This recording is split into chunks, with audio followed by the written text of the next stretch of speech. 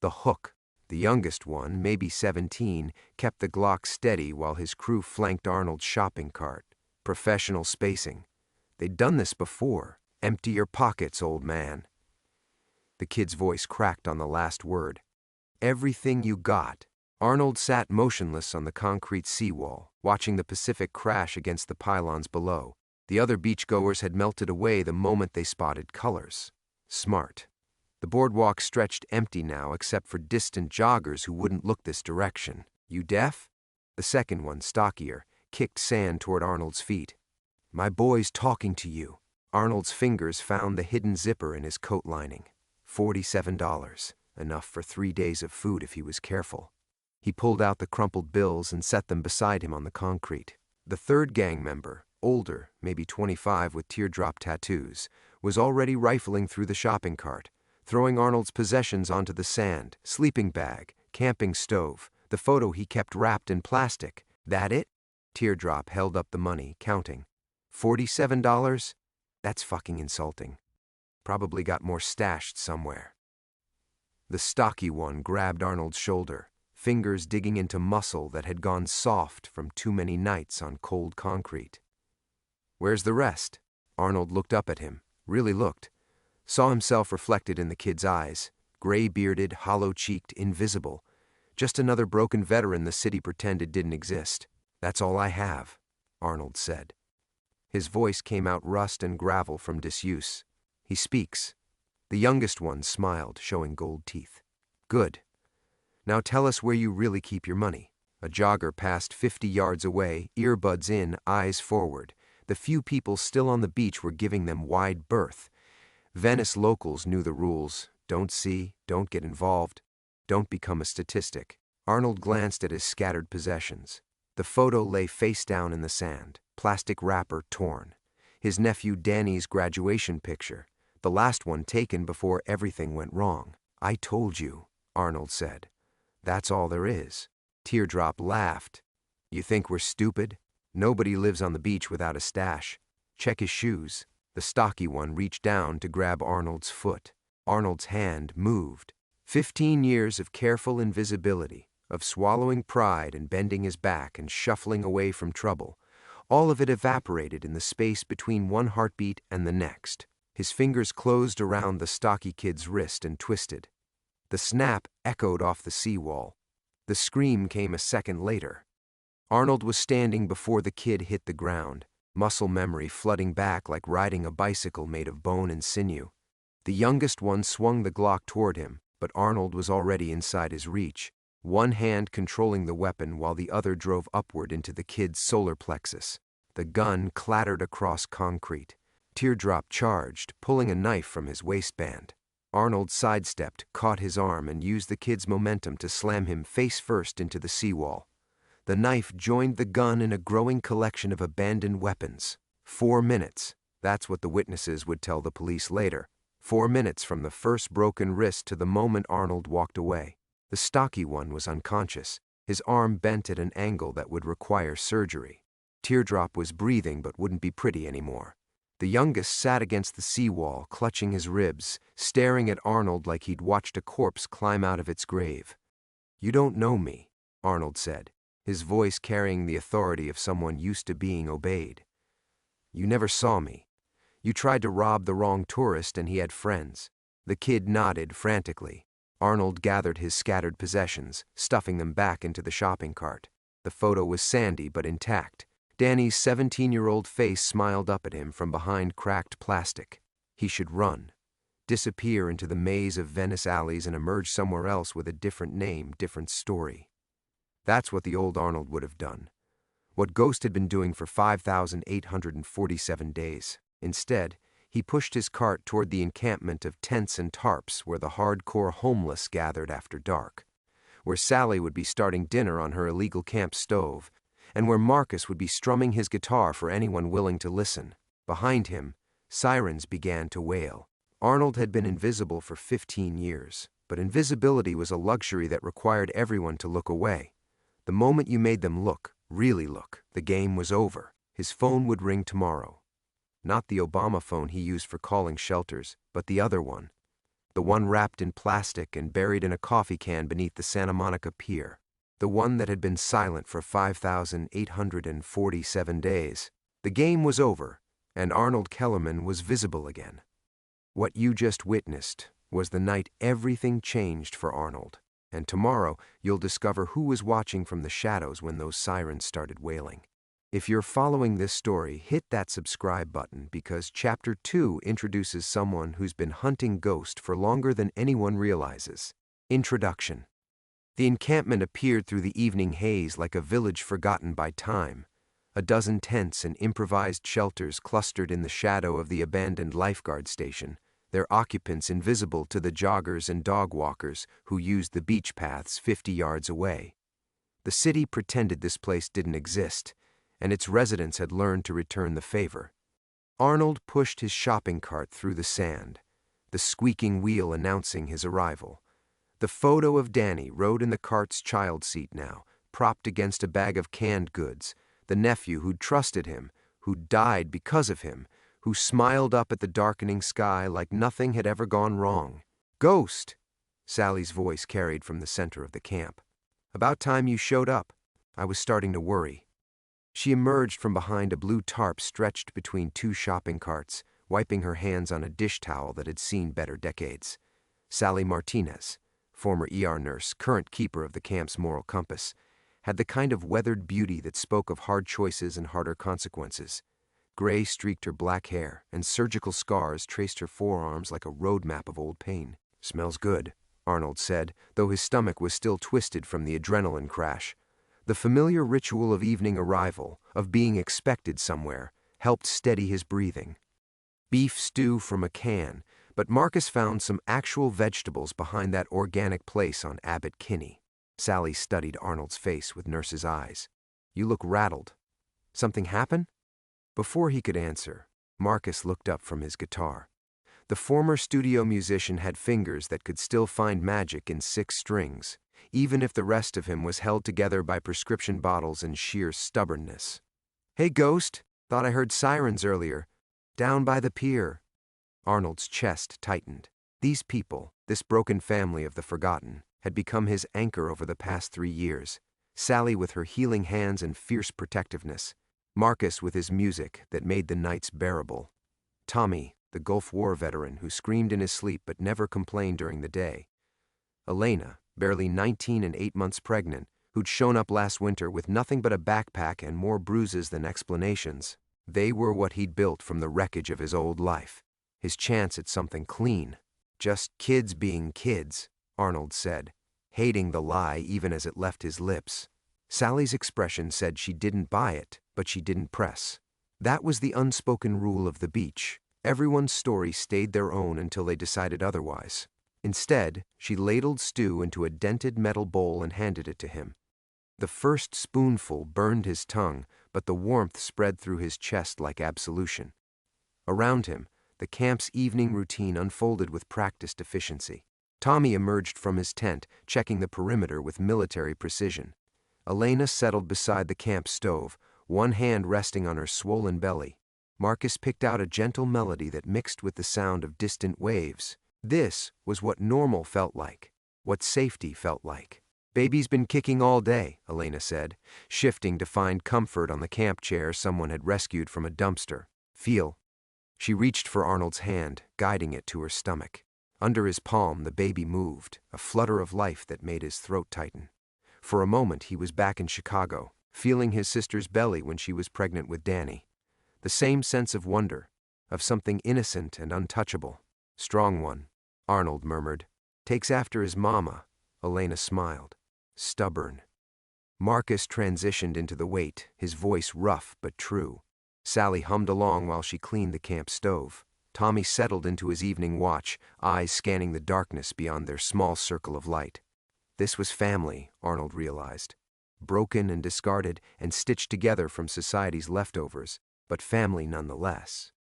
His fingers found the plastic-wrapped photo in his pocket. Danny's face seemed to burn against his thumb. 17 years old and certain the world made sense, that good guys won and bad guys paid for their crimes. Before he learned that sometimes the bad guys were the ones supposed to protect you. The sirens had faded, but Arnold could still feel their echo in his bones. 15 years of careful invisibility, and he'd thrown it all away for $47 and a damaged photograph. The old Arnold would have called it stupidity. Ghost knew better. It was love. Love for a dead boy who'd never see 18. Love for the ragged family gathered around a camp stove, sharing canned stew like it was a feast. Love made you visible, made you vulnerable, made you a target. Arnold finished his stew and settled back against his shopping cart, letting the night sounds wash over him. Marcus played requests. California Dreamin' for Elena, something bluesy for Sally. The baby kicked against Elena's ribs, and she laughed despite the obvious discomfort. Tomorrow, everything would change. Arnold could feel it coming like weather, that electric pressure before a storm breaks. But tonight, he had this: the sound of Marcus's guitar, the warmth of Sally's smile, the flutter of new life under his palm. Tonight, he had something worth protecting. The stranger appeared at sunrise like a bad omen made flesh. Arnold woke to the sound of footsteps in sand, too deliberate, too purposeful for a jogger or beach walker. His eyes opened to find a figure silhouetted against the orange sky, standing at the edge of their encampment with the stillness of a predator choosing its moment. The man was young, maybe 35, wearing a tailored coat that had no business on Venice Beach at 6 in the morning. Dark hair slicked back, olive skin, and eyes that Arnold recognized even before he saw the face clearly. Castellano eyes, the kind that missed nothing and forgave less. "Vincent Torino sends his regards," the stranger said, his voice carrying the flat vowels of Chicago's South Side. "And an invitation." Arnold's blood turned to ice water. He sat up slowly, every muscle in his body remembering how to kill. Around him, the camp stirred with the lazy movements of people who had nowhere urgent to be. Sally mumbled something about coffee. Marcus rolled over in his sleeping bag. None of them understood that death had just walked into their sanctuary. "Don't know any Vincent Torino," Arnold said, his voice steady despite the earthquake happening inside his chest. The stranger smiled, pulling an envelope from his coat pocket. Cream-colored paper, expensive.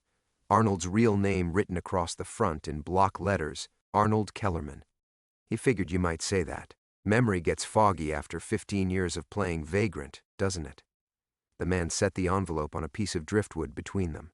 "But Vincent remembers everything, including what you did to his nephew." Danny's face flashed through Arnold's mind.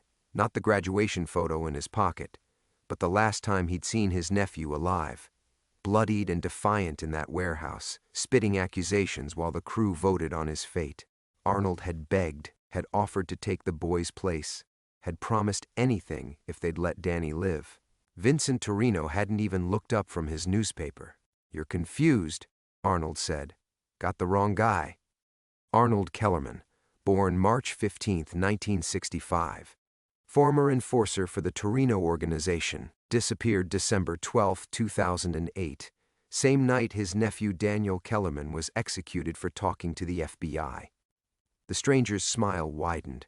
The night Uncle Arnold tucked tail and ran instead of dying with the boy like he should have. Sally was sitting up now, nurse instincts sensing danger. Tommy's hand had moved to the knife he kept in his sleeping bag. Elena clutched her belly protectively. Marcus had stopped breathing entirely. This was exactly what Arnold had feared for 15 years. Not the finding. He'd always known they might find him eventually. It was the contamination. The poison of his old life seeping into everything clean he'd managed to build. "What does Torino want?" Arnold asked. "To finish an old conversation, one that got interrupted by your sudden departure." The stranger gestured toward the envelope. "Details are inside. Meeting time, location, expectations. He's feeling generous, so you get 24 hours to put your affairs in order." Arnold's fingers itched for the envelope, but he didn't move. "And if I don't show?" The stranger's gaze swept across the camp, lingering on each sleeping form with the casual appraisal of someone deciding which one to hurt first. "Vincent's got a long memory and longer reach. Shame about this little community you've built here. Be unfortunate if something happened to it." Elena made a small sound of fear, the stranger's eyes fixed on her swollen belly with professional interest. 24 hours, he repeated, then turned and walked away across the sand, his expensive shoes leaving perfect prints that the tide would wash away within the hour. Arnold stared at the envelope until his vision blurred. 15 years of ghost, of invisible safety, of pretending the past was dead and buried. All destroyed by 4 minutes of violence over $47. The bitter irony tasted like blood in his mouth. He'd broken his own cover to protect his found family, and now that same action would destroy them. Ghost? Sally's voice was small, uncertain. What was that about? Arnold looked around the circle of frightened faces. These people who'd accepted him without question, who'd shared their food and stories and makeshift shelter with a man they'd known only as a harmless vagrant. They deserved the truth. They deserved a chance to run. But the truth was a bullet that would shatter everything beautiful they'd built together. "Old debt," Arnold said finally, picking up the envelope with hands that didn't shake despite the earthquake in his chest. "Nothing you need to worry about." Sally's eyes, those knowing nurse eyes, said she understood exactly how much trouble they were all in. The sun climbed higher, painting the camp in golden light that felt like a goodbye. Arnold held Danny's photo against the envelope. Past and present pressed together like a prayer for forgiveness he'd never receive. Everything had changed. There was no going back now. The envelope felt like holding a live grenade. Arnold sat motionless for 10 minutes after the stranger disappeared, watching his found family pretend to go about their morning routines while fear hung over the camp like smoke. Sally made coffee with shaking hands. Marcus packed his guitar with unusual care, as if sudden movements might shatter whatever fragile safety they had left. Tommy stood sentinel at the camp's edge, scanning the beach with military precision. Elena hadn't moved at all. "I should go," Arnold said finally, stuffing the envelope deep into his jacket pocket without opening it. "Take a walk, clear my head." "Like hell." Sally's voice carried the authority of someone who'd spent 30 years keeping people alive despite their worst instincts. "You don't get to drop that bomb and just wander off." Arnold pushed himself to his feet, bones protesting after a sleepless night on sand that had somehow turned to concrete. "It's not your problem, Sally." "The fuck it isn't." She stepped closer, lowering her voice so the others couldn't hear. "I've seen enough violence come for good people. Whatever that envelope says, whatever that man wants, we figure it out together." The kindness in her eyes almost broke him. These people had no idea what they were offering to walk into. Vincent Torino didn't make threats. He made examples, the kind that ended up in shallow graves or floating in Lake Michigan with concrete necklaces. "You don't understand," Arnold said. "These aren't people you negotiate with. Then we run, all of us. Tonight." Arnold nearly laughed at the impossibility of it. Elena 8 months pregnant, Tommy's service-connected disabilities, Marcus's bad heart. Where could they run that Torino's reach wouldn't find them? The organization had connections from Chicago to Miami to Los Angeles. 15 years ago, Arnold had only escaped because they'd assumed he was dead, another casualty of the night they'd executed Danny. Now they knew better. Arnold walked to the water's edge, needing space to think. The envelope burned against his ribs like a tumor. Behind him, he could hear Sally explaining something to Elena in the calm tones nurses used in emergency rooms. Tommy was breaking down his tent with the efficiency of someone preparing for immediate evacuation.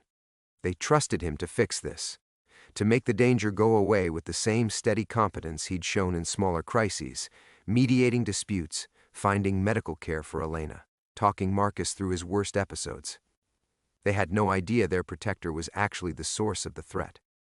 Arnold pulled out his phone, not the Obama phone, but the other one. The one he'd kept charged and hidden for 15 years, waiting for a call that never came. His thumb hovered over a number he'd memorized but never dialed. Jackie Torino, Vincent's daughter, the only person in the organization who'd ever shown him genuine kindness. She'd be in her 40s now, might have kids of her own, might still blame him for Danny's death, might hang up the moment she heard his voice. But she was also the only person who might understand why he'd run that night. Before he could lose his nerve, Arnold dialed. The phone rang once, twice. On the third ring, a woman's voice answered. "I was wondering when you'd call." Arnold's chest tightened. "Jackie?" "It's been a long time, Arnold." Her voice carried 15 years of distance, but underneath he could hear traces of the young woman who used to slip him extra food at family dinners. "You look older," Gray suits you. You've been watching. Papa's been watching. I just handle the details. A pause, filled with the weight of unspoken history. You shouldn't have hurt those boys yesterday, Arnold. Made it impossible to ignore you anymore. Arnold closed his eyes. Of course they'd been watching. Probably for years, keeping tabs on Ghost the Vagrant while deciding if he posed any threat. Yesterday's violence had forced their hand. The envelope, he said, contains exactly what you think it does. Papa wants to finish what started that night in December. The night you ran and left Danny to die alone. The accusation hit him like a physical blow. I begged them to let me take his place. You know that. I know you weren't there when they pulled the trigger. Jackie's voice softened slightly.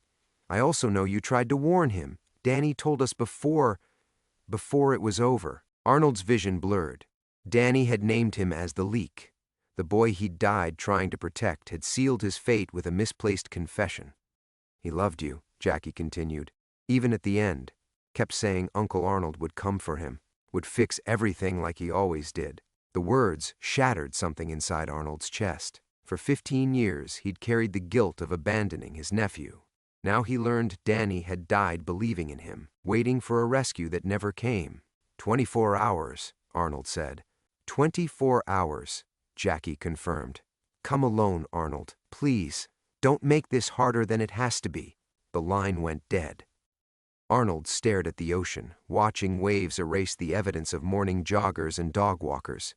Behind him, his family waited for answers he couldn't give. The envelope remained unopened, but Arnold already knew what it contained. Vincent Torino's final judgment. 15 years overdue. Arnold's hands shook as he opened the envelope, tearing the expensive paper with fingers that had once been steady enough to thread a wire through a lock in complete darkness.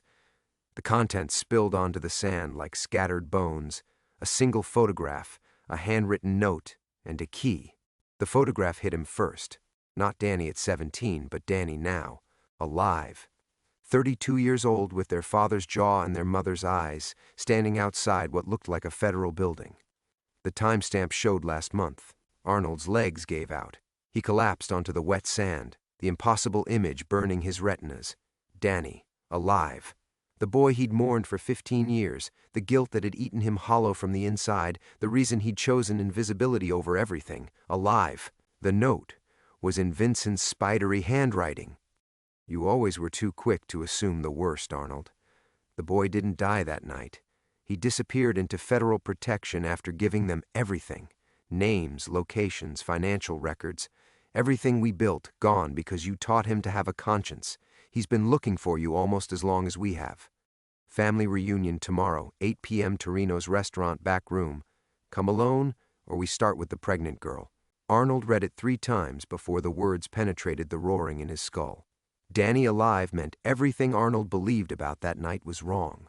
The execution had been theater, the guilt that had driven him into exile, that had turned him into Ghost, all of it built on a lie. But if Danny was alive, why hadn't he? The key was small, brass, with numbers etched into the metal. A safety deposit box key. Arnold turned it over, recognizing the bank's logo. First National, downtown Chicago. The same bank where he'd kept his emergency fund 15 years ago. Jesus Christ, Arnold whispered. Danny had found his emergency accounts, had probably been tracking every penny for years. Behind him, footsteps approached in the sand. Sally's voice, carefully controlled. Ghost? What is it? Arnold couldn't answer. Couldn't explain that the dead nephew he'd never mentioned was alive and hunting him. Couldn't tell them that Vincent Torino, a man who'd once had 3 cops killed for looking at him wrong, knew exactly where to find them. We need to leave, Arnold said without turning around. Right now. All of us. Where are we supposed to go? Sally sat beside him, her presence solid and warm against the ice spreading through his chest.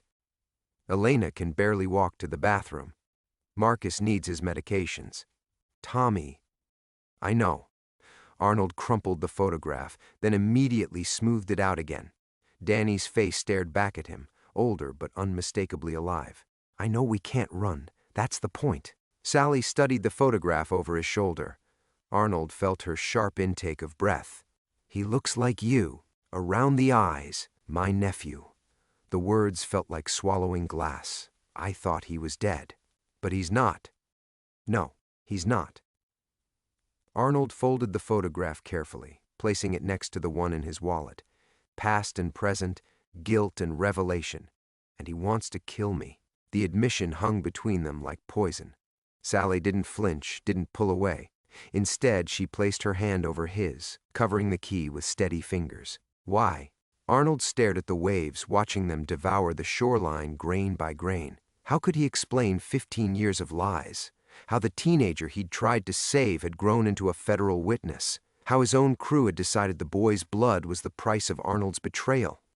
I failed him, Arnold said finally. When he needed me most, I ran instead of staying to die with him. Except he didn't die. He just disappeared into a life I can never reach. Sally's grip tightened. What does he want now? Arnold looked back at the camp, where Elena was struggling to her feet, one hand pressed against her lower back. Marcus was watching them with the hollow-eyed alertness of someone who'd survived too many disasters. Tommy stood guard over them all, scanning the horizon for threats he couldn't name but knew were coming. This was what love looked like when you had nothing else to give. Mismatched people choosing each other daily, sharing canned soup like communion wine. Arnold had built this family from the wreckage of his old life, believing he could finally create something clean. Instead, he'd painted targets on all of them. He wants justice, Arnold said. For 15 years of thinking I abandoned him. For the life he lost when he went into protection. For everything that went wrong after I taught a 17-year-old boy to believe in right and wrong. The irony burned like acid. Arnold had saved Danny's life by teaching him to talk to the FBI. In return, Danny had destroyed the only family Arnold had left. Twice. Vincent Torino's final lesson. Love always costs more than you think you can pay. Sally's hand remained steady over his, but Arnold felt the tremor that ran through her body when she processed what he'd said. Justice. The word hung in the salt air like a verdict already delivered. You're going to meet him, she said. Not a question. Arnold nodded, his fingers closing around the key until its edges bit into his palm. Tonight, 8 o'clock. And then? And then we find out if 15 years changed him enough to listen, or if he's just another Torino now. Arnold's voice cracked on the family name. Either way, you take the others and disappear. There's a shelter in Santa Monica, run by a woman named Catherine Martinez. Tell her Ghost sent you. She'll ask no questions. Sally pulled her hand away. We've had this conversation already. This is different. No, it isn't. She stood, brushing sand from her jeans with sharp, angry movements. You think because the stakes got higher we suddenly stop being family? You think we're the kind of people who abandon each other when shit gets real? Arnold looked up at her, seeing the woman who'd talked 3 suicide attempts off the Venice pier, who'd delivered Elena's neighbor's baby in a tent during last winter's storms, who'd made herself into a mother for every broken soul who washed up on this beach. He was trying to protect her from herself. Sally, these people what? Kill families? Burn down camps? Make good people disappear? Her laugh was bitter. Arnold, half the women I've treated out here are running from men who did all that and worse. You think we don't know about monsters? Not like this. Not like Vincent Torino. Maybe not. But we know about you. She crouched down again, forcing him to meet her eyes. We know Ghost, the man who sat with Marcus for 6 hours during his last breakdown, who found antibiotics for Elena when she got pneumonia, who taught Tommy to sleep without nightmares. Arnold's throat closed. That's not who I really am. Bullshit. Sally's voice carried the authority of someone who'd seen people at their worst and decided to save them anyway. You want to know what I think? I think you spent 15 years punishing yourself for failing to save one person. Now you're so scared of failing again, you'd rather throw away 4 people who actually chose to love you. The words hit like a slap. Arnold stared at her, seeing reflected in her face the truth he'd been hiding from himself. Ghost wasn't his penance. Ghost was his escape. From responsibility, from connection, from the risk of loving people who might die because of his choices. But Sally was right about one thing. These people had chosen him. Not Arnold Kellerman the enforcer, not the man with blood under his fingernails and a body count in double digits. They'd chosen Ghost, the broken vagrant who shared his can of soup and listened to their stories without judgment. I don't know how to keep you safe, Arnold admitted. Then stop trying to do it alone. Behind them, Elena called out softly. Sally? Is everything okay? Arnold watched Sally's face transform, saw her shift back into caretaker mode. But underneath the calm mask, he caught a glimpse of something else. Not fear, determination. The look of someone who'd already decided to fight. Coming, honey, Sally called back. Then, quieter, to Arnold. You've got until 8 o'clock to figure out how we do this together. Because I promise you, Arnold Kellerman, if you try to walk into that meeting alone, we'll follow you. All of us. Pregnant Elena, PTSD Tommy, cardiac Marcus, and one very pissed-off nurse. She walked away before he could respond, leaving Arnold alone with the photograph and the weight of unwanted hope. For 15 years, he'd believed Danny was dead because it was easier than admitting he'd failed a living nephew. Now Danny was alive, hunting him, and Arnold had to face the truth. He'd never tried to find the boy because he'd been too ashamed to look.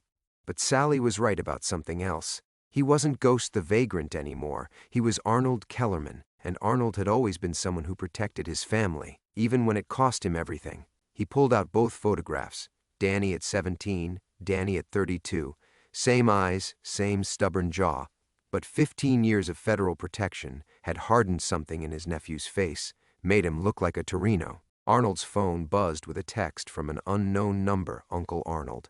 Looking forward to seeing you again. We have so much to catch up on. The casual cruelty in those words, the way they mimicked family warmth while carrying an undertone of menace, told Arnold everything he needed to know. Danny hadn't just survived the last 15 years. He'd learned to weaponize love. Arnold stood, pocketing both photographs and the key. 8 hours until the meeting. 8 hours to figure out how to save his nephew's soul without destroying his found family. Vincent Torino's final lesson was wrong. Love didn't always cost more than you could pay. Sometimes it cost exactly what you were willing to give. Arnold walked back toward the camp, each step feeling like a countdown timer ticking toward detonation. 8 hours. The number carved itself into his consciousness with mechanical precision. The same way he'd once calculated distances to targets, exit routes, the exact pressure needed to snap a man's neck cleanly. Those skills had never really left him. They'd just been sleeping under Ghost's careful invisibility, waiting for the right catalyst to wake them up. Now they hummed through his nervous system like electricity, turning the familiar beach into a tactical assessment. Sightlines, escape routes, vulnerable positions. Elena sat heavily on her makeshift chair, one hand rubbing her swollen belly while she watched Tommy methodically clean their camp's cooking equipment. The domestic normalcy of it, the careful way Tommy arranged their few utensils, Elena's gentle humming as she sorted through baby clothes donated by a church group last week, made Arnold's chest tighten with protective rage. These people had no idea they were living in the crosshairs of a 15-year-old vendetta. They trusted him to keep them safe, the way families trusted each other to come home every night, to wake up every morning, to exist in a world where love didn't automatically become a weapon. Marcus approached, moving with the careful deliberation of someone whose heart couldn't handle sudden exertion. Sally says we might need to relocate tonight. Arnold studied the older man's face, looking for signs of panic and finding instead the calm alertness of a career soldier processing new intelligence.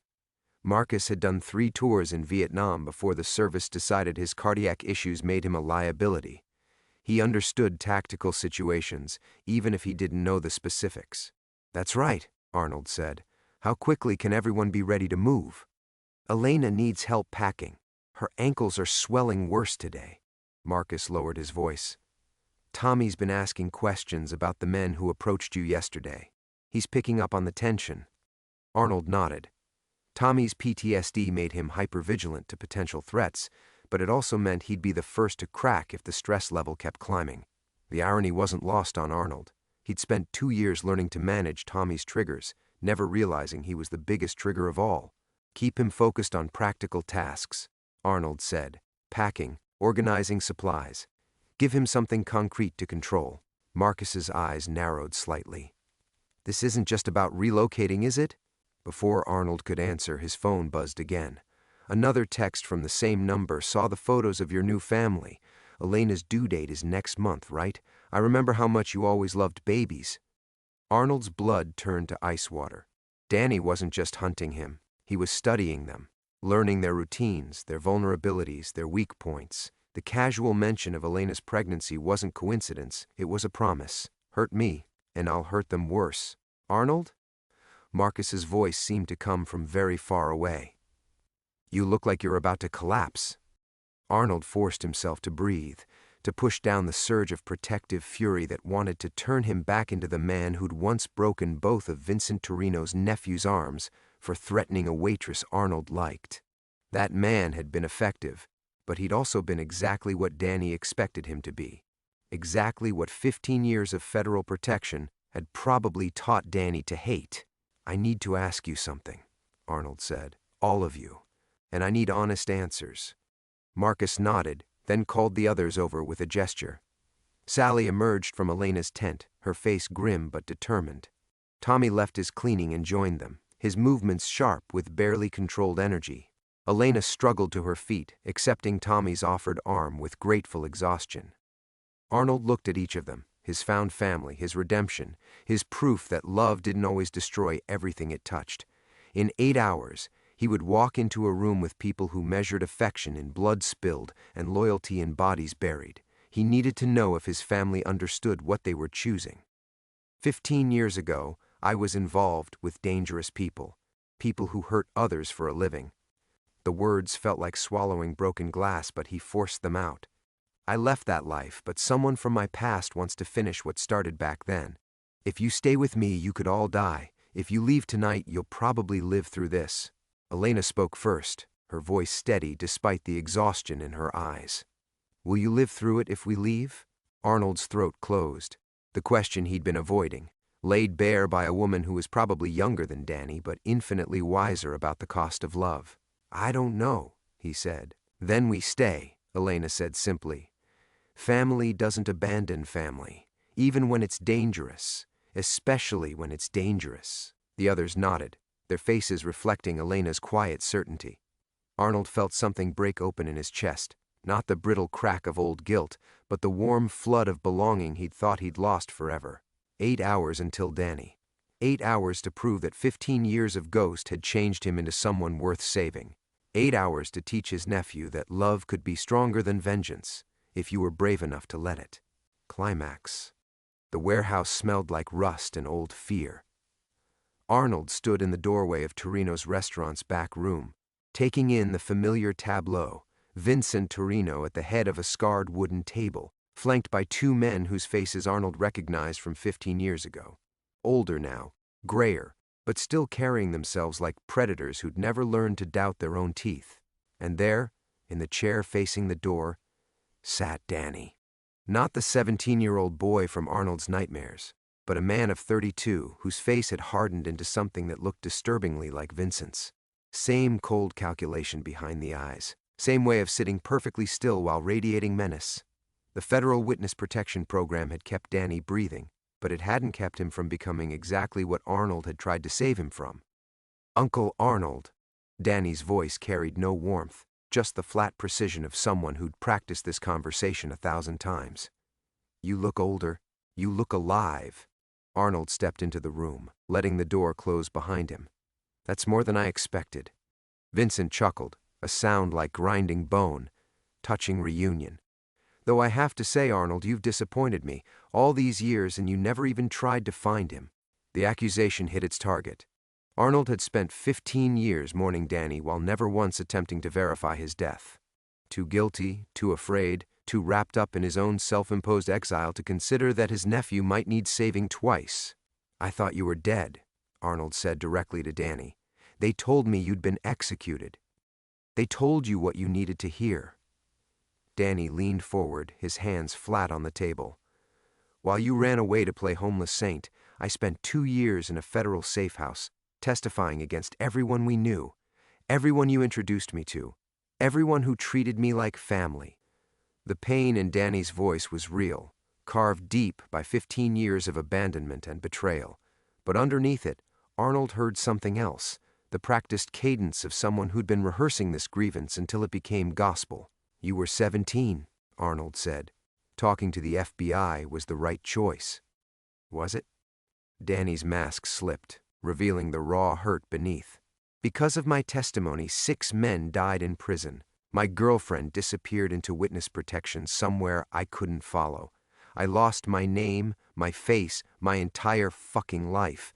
And the one person who was supposed to protect me vanished without a trace. Arnold felt the familiar weight of guilt settling on his shoulders, but something Sally had said earlier kept it from crushing him entirely. You spent 15 years punishing yourself for failing to save one person. You're right, Arnold said. I failed you. I was supposed to stay and die with you, and instead I ran. But Danny, you lived. You survived. That has to count for something. Vincent's laugh cut through the moment like a blade. Oh, he survived all right.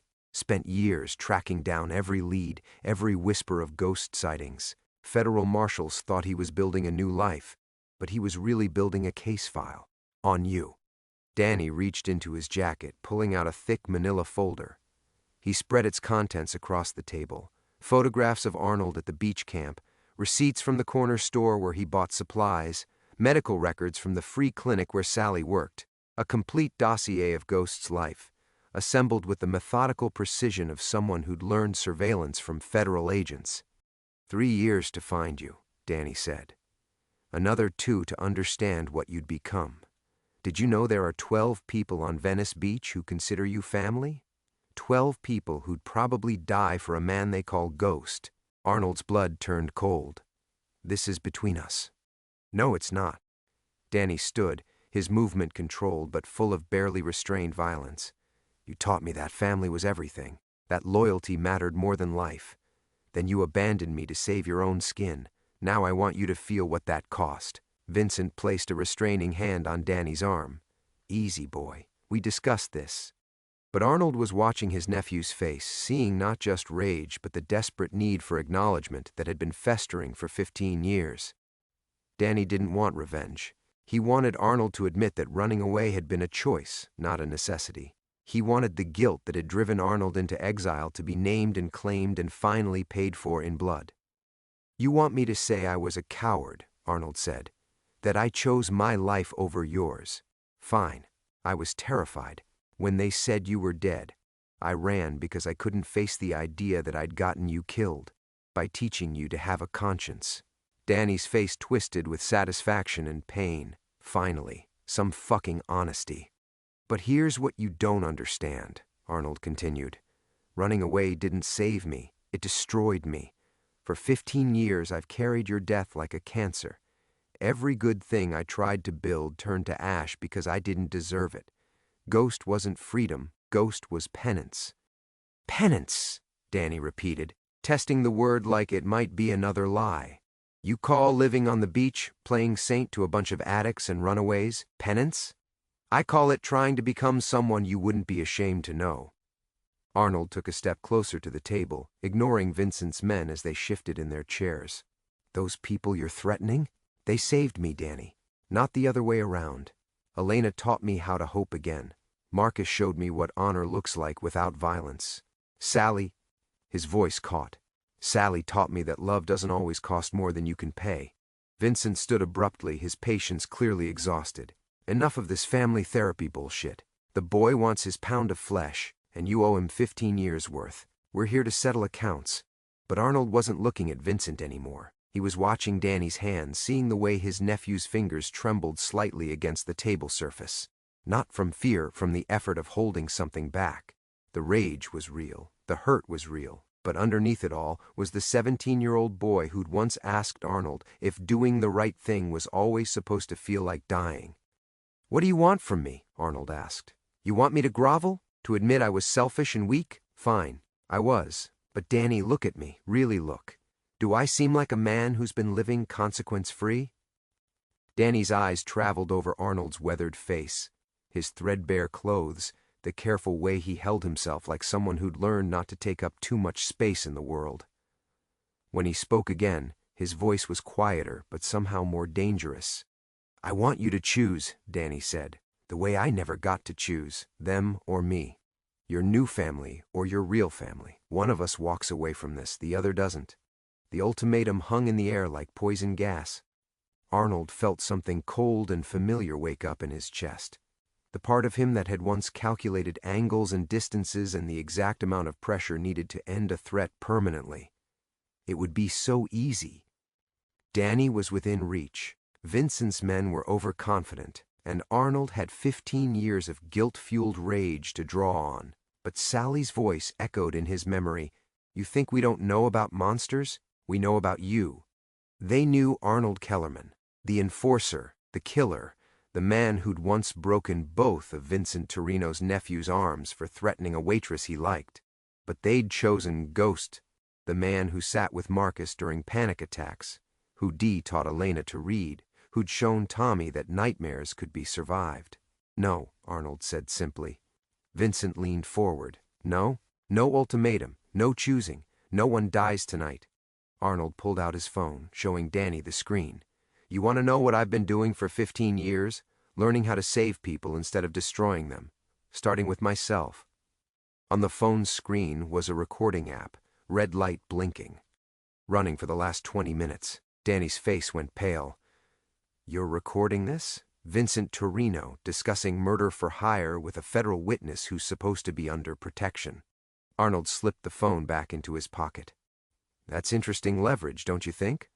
Vincent's hand moved toward his jacket, but Arnold was already talking, his voice carrying the calm authority of someone who'd planned this conversation down to the last syllable. "Here's what's going to happen. Danny and I are going to walk out of here. You're going to let us, because if anything happens to me, that recording goes straight to Detective Maria Santos at LAPD, along with 15 years' worth of evidence about how the Torino family has been using federal witness protection as their personal recruitment program." Danny stood frozen, caught between the life Vincent had offered him and the one Arnold was trying to hand back. "You can come with me," Arnold said to his nephew. "Not as family, not because you forgive me, but because you're 32 years old and you still have time to become someone besides Vincent's weapon. Ghost's camp has room for one more broken soul trying to figure out how to live with the weight of survival." For a moment, Danny looked exactly like the 17-year-old boy who'd once asked Arnold if he thought people could really change. The question hung between them, 15 years late, but still waiting for an answer. Danny took a step toward the door, then another. "This isn't over," Vincent called after them. Arnold paused in the doorway, looking back at the man who'd turned his nephew's survival into another kind of death. "Yes," he said quietly, "it is."